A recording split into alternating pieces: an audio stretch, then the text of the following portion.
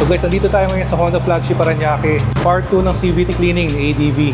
Doon kasi sa previous video natin, maraming nag-comment nagtanong bakit daw hindi binuksan tong torque drive. Kaya tara, sagutin natin yan today. Alright, so ngayon guys, bubuksan na natin tong torque drive. Gagamitan natin itong compressor. Kasi pag walang ganito, pag walang proper tool, may spring kasi sa loob to eh. Minsan pinapa, di ba? Kinakamay. Hindi rin ano yan, hindi rin talagang... Hindi rin safe, no? Ito guys, yung proper way talaga. Kapag may ganito, safe na yan guys. Hindi tatalsik yung spring. Hindi ko lang alam guys kung may binibenta ang ganito sa Shopee itong compressor. Pero doon sa mga mahilig talaga mag-DIY, maiging may ganito kayo. Yan guys, Wala kang katakot-takot. safe na safe, no? Safe na safe. Tapos dahan-dahan mo na lang na dinidecompress. Mas matagal pero mas safe. Siyempre pag nagdi-DIY ka, pinaka-importante yung safety mo eh. Hindi ka na makakaulit nyo. Correct. Ma-hospital ka pa. Ito naman, hindi na tatalsik kasi bumitaw na yung spray. Oo. Alright. Since nakita na natin ito, di ba? So, nalinis na kahapon to. Ito guys, itong torque drive, ito yung hindi binuksan kahapon. I-explain namin sa inyo today kung bakit. Kasi, once na binuksan mo to, kailangan mo magpalit ng O-ring. O-ring. Ito. Ilang O-ring ang kailangan palitan? Dalawang O-ring. Isa, Dalawa. tsaka yun. Saka dalawang oil seal. So habang pine-prep to guys, ipa-flash ko sa screen tingnan nyo, pag nagbukas kayo ng torque drive, yung makikita nyo dito yung nakalagay na new, kailangan yung palitan yun. So kailangan yung palitan yung dalawang O-ring tsaka dalawang oil seal pag magbubukas nito. Yan. Ano yan? Yung oil seal yan.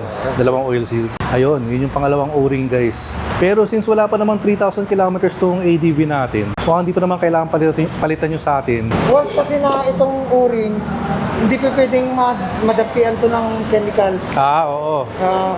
Aalsa to. Punas lang muna para matanggal yung... Ayan. So yan. Para walang chemical. Punas-punas. Guys, yung mga rubber parts kasi, itong O-ring, yung oil seal, bawal malagyan ng degreaser yan. Lalo na gasolina. Ito yung oil seal. Ito pala guys, yung dalawang oil seal. Ito, isa, dalawa. So kabilaan, no? Hindi na natin tatanggalin to. Kasi nga, hindi naman natin papalitan muna. Pero again, nakalagay doon sa sa talagang instructions, pag nagbukas kayo ng torque drive, kailangan palitan yan. Oo. O-ring, oil seal. O-ring tsaka oil seal. Yung O-ring naman natin fresh na fresh pa. Kasi yun yung magiging consequence niya pagka magugulat ka na lang nag-drag yung motor mo kasi kunyari naglabas ng grasa dito. Oo. Galing sa loob. Yun ang yung silbi ng mga oil seal no? Para hindi lumusot yung grasa. Itong O-ring madaling ibalik, no? So sa mga gustong mag-DIY, kung medyo mataas na yung milyahe ng motor nyo, make sure na may naka-ready na kayong bagong oil seal tsaka O-ring. Palitan nyo na rin. Yun yung proper. Boss Vic, ang maginagrasahan yan. Kaya guys, sa mga gustong magbaklas ng torque drive, panoorin nyo na itong video na to. So doon nyo lang lalagyan ng grasa. Pupunuin yung space na yan, no? Hindi masyado. Sakto lang. Sakto lang yan. Kahit ganyan. Kasi lalabas pa rin doon yan. Oo.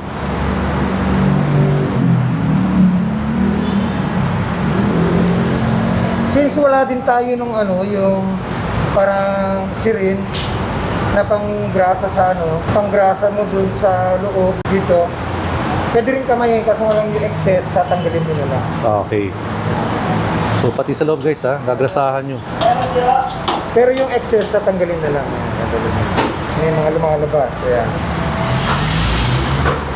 Tapos pag ibabalik nyo guys yung O-ring, dito lang.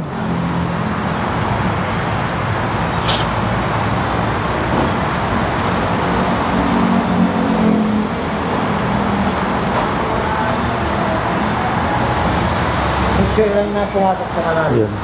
Siguraduhin nyo lang guys na pasok. Oo, swak dun sa groove. Yan lang. Tapos ihikot mo lang yung kamay mo. May groove naman yan guys, ayun Talagang may papasukan yung O-ring. So So hindi rin kayo magkakamali. Saka natin ilagay ito. Yan. So pag ibabalik nyo naman guys, ganun din. Reverse process lang. Then i-compress mo ulit yung spring dito guys. Usually kasi pag nagdi-DIY, pinapaato eh. Tinutulak lang manually, iniipit lang. Ipapakita lang natin yung safe way. Oh, ito lang yung safe way. Kasi nga naman pag manong-manong ganun, pag dumulas to, Hindi, saka manuspread pa to. Kasi Oo. habang nakaganyan katabingin, nagmamadali ka eh. yung nabibiling ganito sa Shopee kaya? Compressor. So ang maganda dito guys, since ginamitan natin ang compressor, hindi ka ngayon nagmamadaling ikabit tong nut. Kasi di ba pag minamano-mano mo lang, mabilisan yun. Baka tabingin. Oo, hindi mo lang baka tabingin, no? Malose thread pa. So dito, yan, no? Take your time ka. Hindi ano kasi to, kahit sabihin mo, mahirap talaga ilagay ito. Manipis kasi.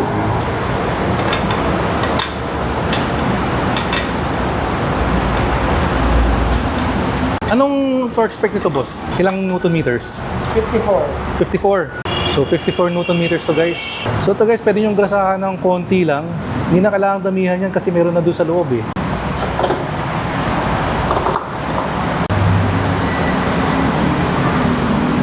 So guys, ang torque value nito 49 newton meters. Gagamitan natin ang tool ngayon para makita nyo yung proper way. Kung gusto nyo rin pala ng ganitong tool guys, itong flywheel holder, ililink ko na lang dito sa video. Kung baga may kalang na yan, so pwede mo nang higpitan to ngayon. 49 newton meters. Dapat guys, meron din pala kayong torque wrench ha. Maigi talagang meron kayo nito pag nagdi-DIY. Sintayin nyo lang mag-click. Yun. Pag narinig nyo yung click, goods na yun. So ang next step, ilalapat na lang natin. No? Hindi na natin tinanggal to kasi nalinisan na kahapon to eh. Pero sa mga gusto mag-torque spec nito, ito naman, 59 newton meters. Ito, 49. Tapos yung nut sa torque drive, yung nasa loob, 54 newton meters. Guys, ito lang palang dowel pin, reminder lang. Nandito kasi yan eh. Pwedeng nasa crankcase yan, pwede rin namang nandito. Crankcase cover. Oh, pero reminder lang, kung nasan tong dowel pin, dapat andun yung gasket. Para hindi ma-deform. Oo, para hindi ma-deform tong gasket. Like tayo, nandito sa crankcase yung dowel pin, nandito yung gasket. Pero kung yung dowel pin nyo, iniwan nyo dito, dapat yung gasket nyo nandito rin. Kunyari, itong gasket nandun, tapos yung dowel pin nandito. Oo. Paglagay mo, hindi ka sure na masishoot dito. Kunyari ito, gumanon. Yan. Oo. Tapos, sinikapan mo, wala na rin dito. Oo. Mami-misalign na yung gasket, no? Tapos, ano na, masisira na.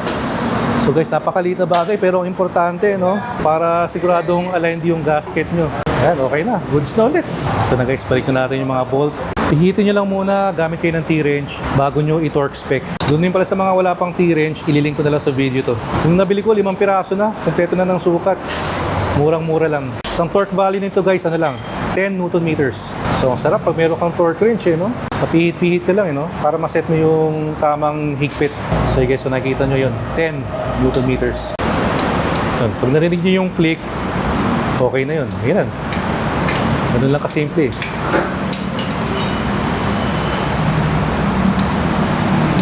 Ito mo lang clicker. 1, 2. Yun, oh. Para sigurado, no? Ang masarap mag-DIY, guys, pag kumpleto kayo ng tamang tools.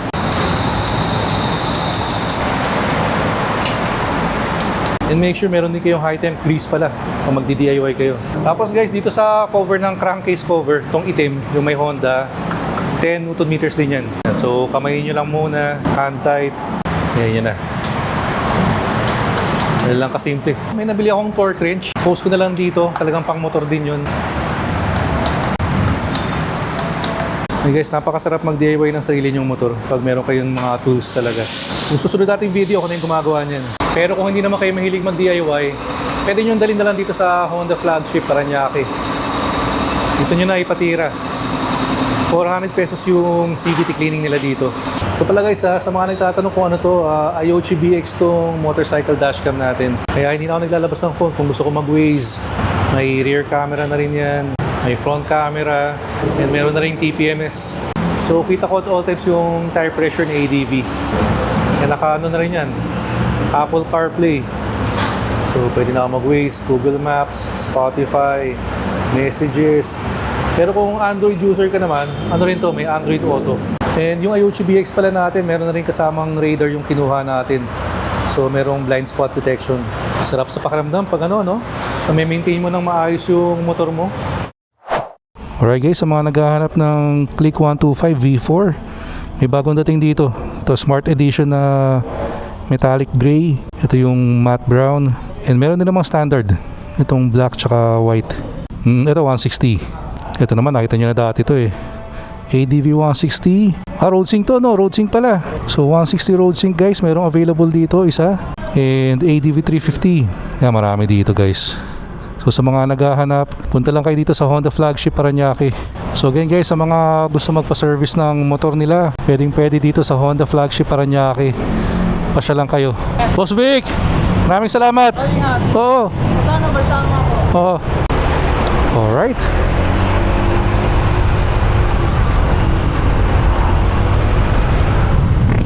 So sana nakatulong ulit itong video natin sa mga nagdi-DIY ng CVT ng motor nila.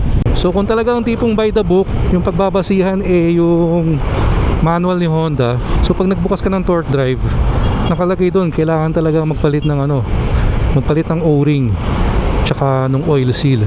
Pero yung sa akin naman, si sobrang baba talaga ng milyahe pa, hindi na muna pinalitan. Pero siguro magandang gawin nyo pag medyo mataas na yung milyahe ng motor mo. Kaya mura lang naman siguro yung yung O-ring tsaka yung oil seal. Pero I suggest kung bibili kayo yung talagang original Honda, kasi nakakatakot dyan pag hindi orig na Honda yung ginamit nyo, baka mabilis lumutong yung goma. Kaya napaka-importante ng trabaho ng mga seal na yan, yung mga O-ring. Kailangan dyan proper seal talaga. And once lumutong na yan or na-deform na, siyempre may mga lulusot na dyan na grasa or kung ano man. And guys, update pala, kasi dun sa previous video natin, humingi ako ng tulong sa inyo, di ba? Humingi ako ng recommendations kung ano ba yung okay na bilhin na bola, center spring, clutch springs. So naka-order na tayo sa Shopee Racing. 16 grams yung kinuha ko, JVT. Tapos sa center spring tsaka clutch springs, same 1K. So dun sa pagkabit ng bola and springs, i-DIY na natin yun. So abangan nyo yung video. So sana good sa bigat ko yung ganung setup. Kasi syempre depende sa weight ng rider yan eh. Hindi naman kasi porket okay sa isang rider yung yung ganung CVT setup magiging okay na rin sa'yo. May mga factors din yan. Pero syempre after natin ikabit yun, i-review din natin yung difference. Sana improvement sa performance. Kasi okay naman ako sa stock performance ito ni ADV. Hindi lang talaga siya dumadamba. Pero in terms of power, hindi ka naman mabibitin. Pero kung gusto mo yung sporty yung andar, di ba? Yung dumadamba or tumatalon, yung talagang maarangkada, pwede kang mag-upgrade ng CVT. So sa ngayon, yun lang muna yung ginawa natin. Bola, tsaka yung center, tsaka clutch springs. Pero tingin ko, hindi matatapos dun yun. Tinitingnan ko na rin yung mga pulley set eh. And by the way guys, sa mga hindi pala nakasubscribe po sa channel natin, favor naman dyan, pa-click ng subscribe button below and like and share the video. So maraming salamat sa mga sumama sa pasyal natin today. Kita-kits tayo sa next one. Ingat kayo lahat palagi. Always ride safe. Peace out.